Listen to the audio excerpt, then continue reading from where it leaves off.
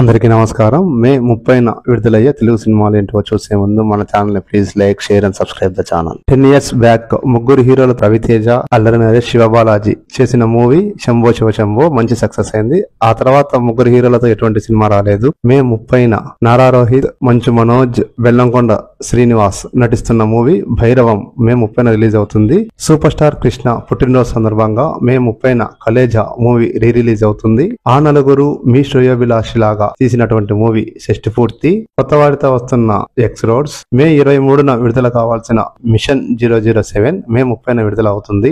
The karate kid legends Chinese movie తెలుగులో dub అవుతుంది.